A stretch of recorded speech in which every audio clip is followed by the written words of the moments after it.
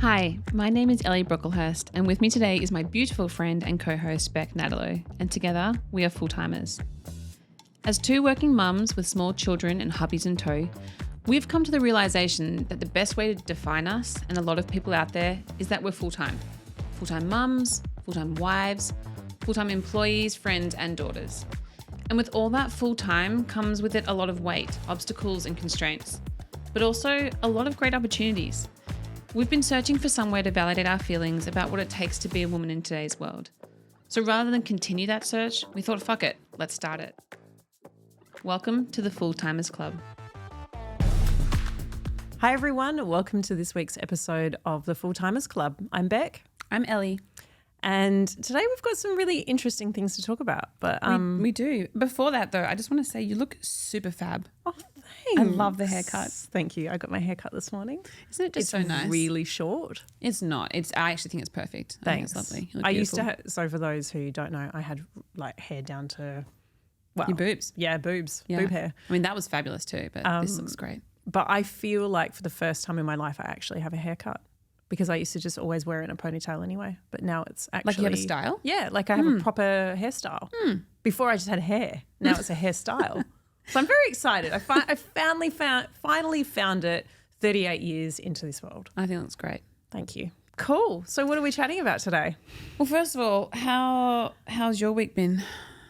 It's just been busy. I've had a real full-time week. Yeah. And like full-time work week. Yeah.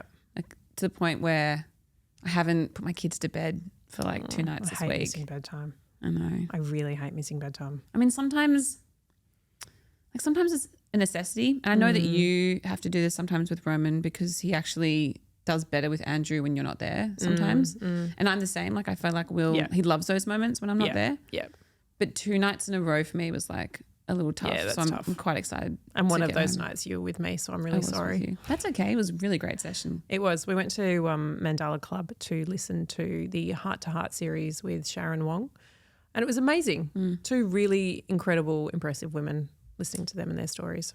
I also loved how they talked about when you're building your own brand, how you think about scaling, but then how you think about selling to scaling. So not selling to sell. Yeah. But selling to grow. Yeah. It was actually just a very interesting point of view, and also just incredibly impressive that she is, what'd you say, she was 60? 60. She's had this business 25 years and she still intends to grow it. I think she was a very impressive woman. I think that's such a good point that she's 60 and she's only, if anything, it's like the beginning. Whereas I think we often think about how do I do that, all of that now, like achieve it now, because you think that, well, it's all downhill from here, but actually it's not. Yeah. It's never too late to start your own thing or to scale your business or whatever it might be. Yeah. And she's done that all. And actually her daughter came up, which was such a touching moment. So I think that's a probably nice segue into today's topic because there's an incredible 6-year-old successful business owner with, I think, 2 daughters. So she's managed to do and achieve all of that with children. Yeah. And I think this is a topic that we talk a lot about. Yeah. We've both, well, I've got 1, you've got 2. Yeah. And I can't tell you how many times a day or a week I get asked the question, are you having a second? Yeah. And I don't know if do you get asked, are you having a third? Yeah, I actually get the weird phrase of, oh, you've got 1 of each, so you must be done, which I always find such a strange thing to say to somebody because it's like, oh, you've hit the jackpot. Why would you need more? Yeah.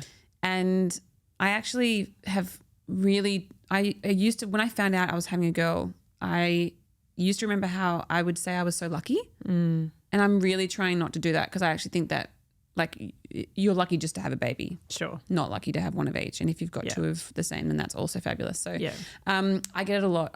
And it's not like are you going to have more? It's more like, are you going to have more? Yeah. Because you've got a lot on your plate. Yeah. What about you? Yeah, constantly. When are you having a second? Are you having a second? And so, well, you know this because you were kind of by my side as I was going through it. It took us a while to have Roman. We went through some fertility treatment. We didn't go IVF. We had like trigger shots to stimulate ovulation because I wasn't ovulating because my cortisol was so high because I was so stressed out. And this is pandemic and this is work and everything else. And it took us close to a year to conceive. And after that experience, I vowed to myself that I would never ask anyone ever, are you planning on having children? Because I think often you are trying, and when you get asked that question, you obviously don't want to tell people, well, we've been trying for 9 months and it hasn't quite happened. Yeah. So you're like, oh, I'm not sure. I don't know if I want one. And I'm just not going to ask people because I think it's really insensitive and you don't know what people are going through. Or maybe they've been told they can't have children. Yeah. And then they have to find a polite way of saying, oh, you know what, actually just don't really want kids. Or so I don't think I appreciated that until I actually went through it.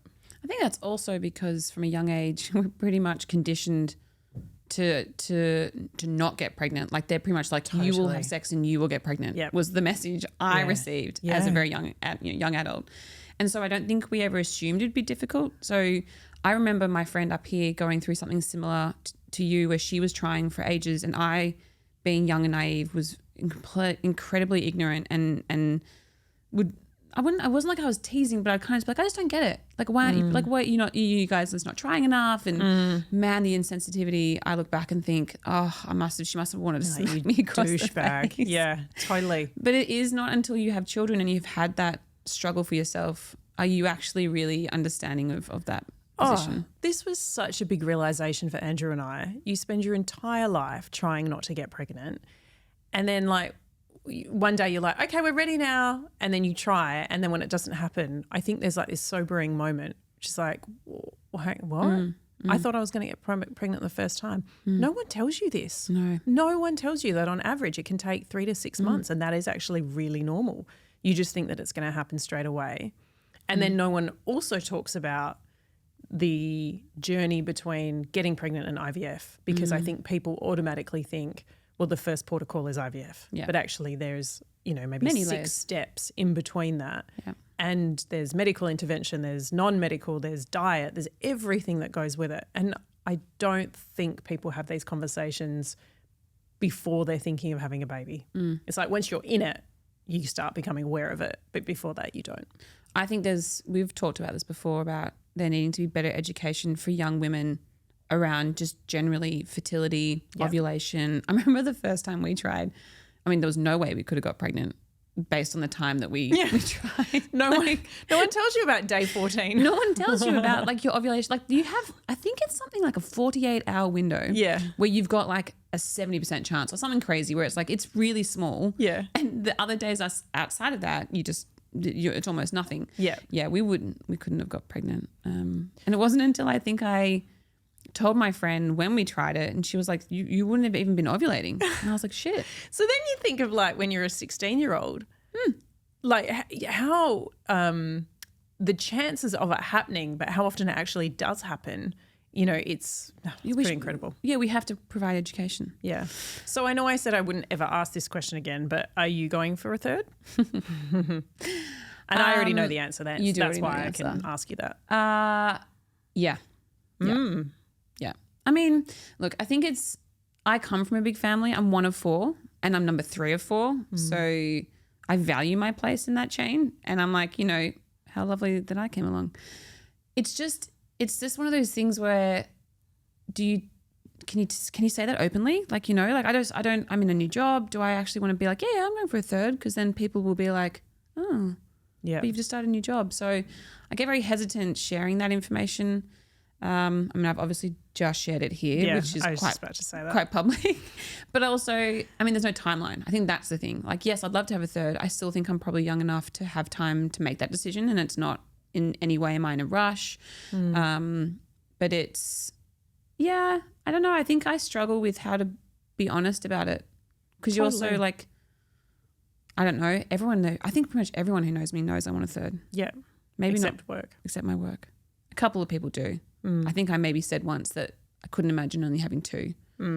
But also I think my company has shown many times over throughout the world that they're incredibly supportive of that. Our new CEO, Erin, was a mum of 3. And so is she really? I didn't realize that. Yeah. So she is. So I think that's empowered me a little bit to be like, it's cool. Like if, she's global CMO.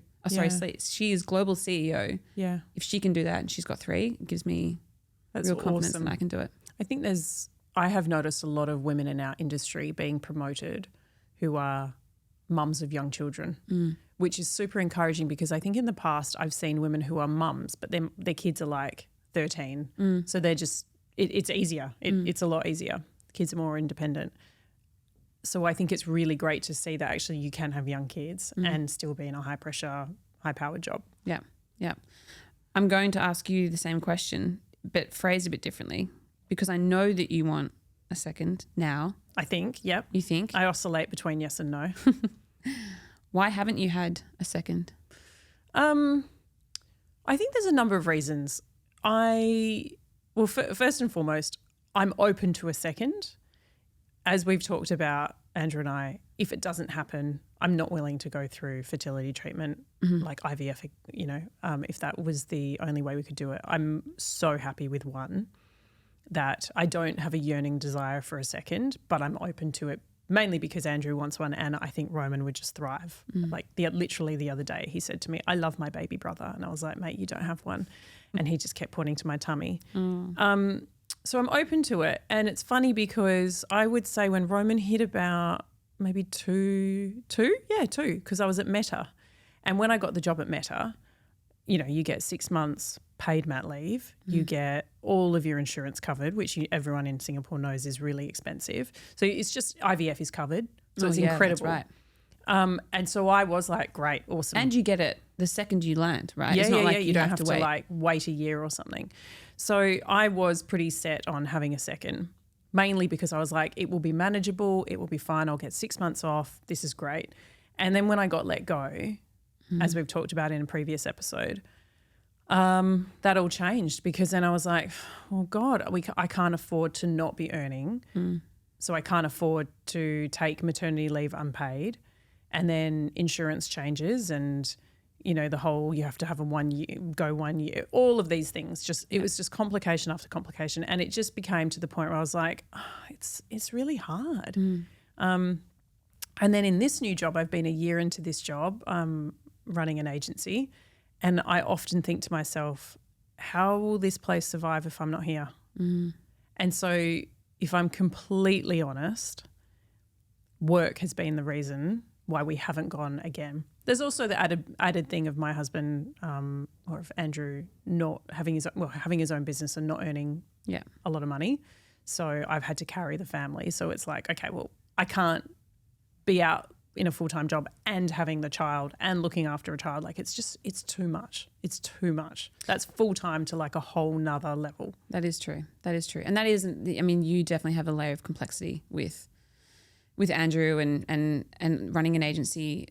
But you say this and don't, it's funny how I remember with Annette, which we have talked about a few times already, when I got pregnant with Johnny, it was the middle of COVID. I think I just started. I think I was like 6 months in. Yeah. And despite the fact that we didn't get pregnant because I didn't know what ovulation was, we did get pregnant very quickly straight after that. And so we freaked out because I was like, oh my God, this is so much sooner. I thought it took forever and everyone told me it'd take months. And I'm one of the lucky few that it was a bit quicker.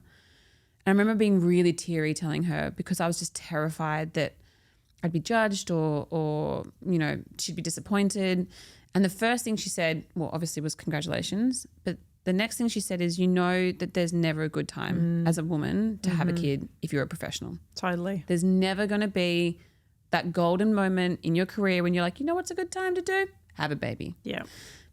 I hear that and I'm grateful for that because that's kind of fed my belief ever since. But I want to say the same thing to you because I think, and I get it. Your pressures are far different to mine, and more. There's more weight to the pressure. Yeah. I just don't want you to turn around in 10 years and wonder if you didn't do it just because of a job. I completely agree, and I think being let go at Meta was a great reminder. You were completely and utterly dispensable, and to your point, you wouldn't want to turn around in 10 years, and having been let go from that company. But that was also the company that stopped you from having a child and look back in regret. Yeah. I would never want that to be the case. But I think to something you said earlier, and I'm really conscious of this with myself, but also with other women in the agency and industry, is that question of do you want a second? I find myself holding back or like going, oh, I'm not really sure. Maybe I don't, because I'm so afraid of either my bosses or my clients and the mental mathematics they're probably doing of like either, oh God, so we're going to have to pay her mat leave for this many months and she's not going to be working. And are we going to be able to get a freelancer in to cover her? Or my clients thinking, well, hang on, she's going to be out for X amount of time. I'm so hyper aware of that. And I can see that my own staff are aware of it because they're probably thinking, oh, I don't want her to see me as a liability. And I hate that.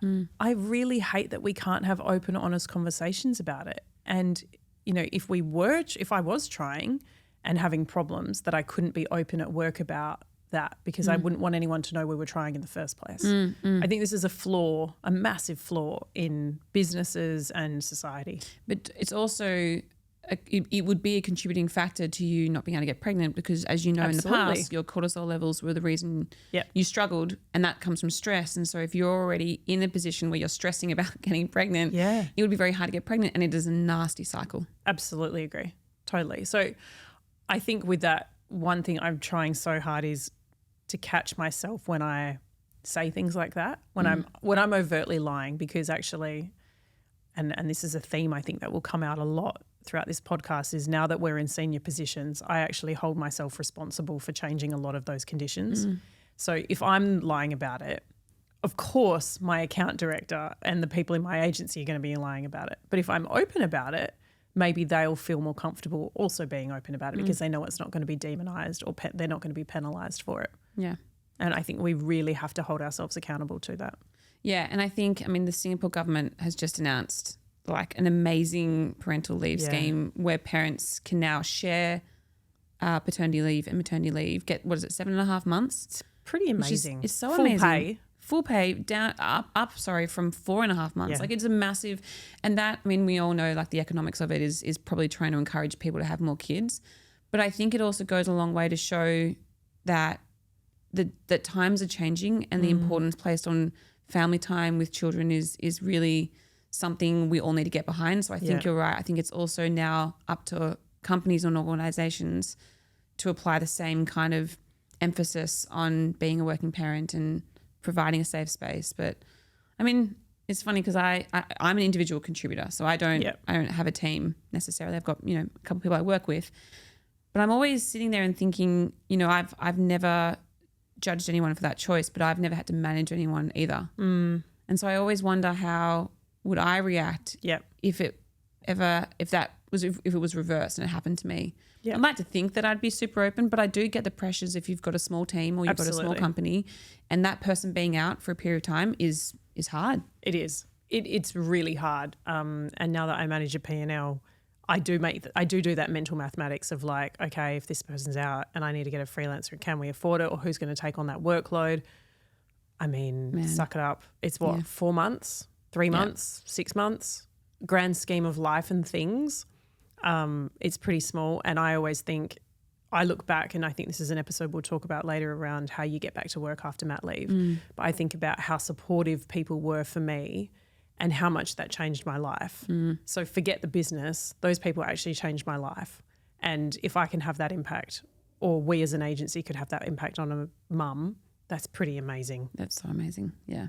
So I would hope that people think like that rather than just looking at how much is this going to cost me? But actually, this is your contribution to someone's life and making their life better and making their journey to motherhood and parenthood much better. Amazing. Yeah. Yeah.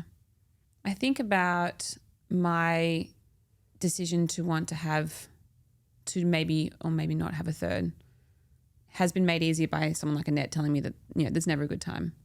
But that's kind of, I think, the message we'd love to kind of get across in this, which is, as women who have so much responsibility and so much pressures from daily life, from family life, from all those things, I always encourage my friends whenever we talk about this, which we do actually talk about it a lot, this is pretty common conversation, is when you have a dinner table in, further down in your life, like what do you see around it? Yeah.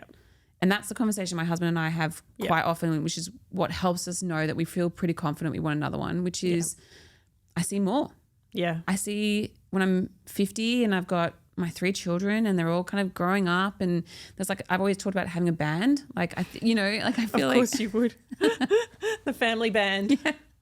It'd be so much fun. Although Will can't sing, and I'm pretty sure Johnny can't sing, which makes me so sad. But that, I do think we need to sometimes take stock of that and remind ourselves that, yes, while it is really hard now, and I won't lie, it is hard. I've said this to you. It's not, I'm not going to say having 2 has been like super easy, but you know, what is it? Short-term pain, long-term gain. Yeah. I think that's what's important. Totally. And I often do that. I think I don't want to let a job be the reason that I didn't have any more. However, I will also say I know many, many people and so many of my friends who are choosing to stop at 1 and having freaking amazing lives. That's true.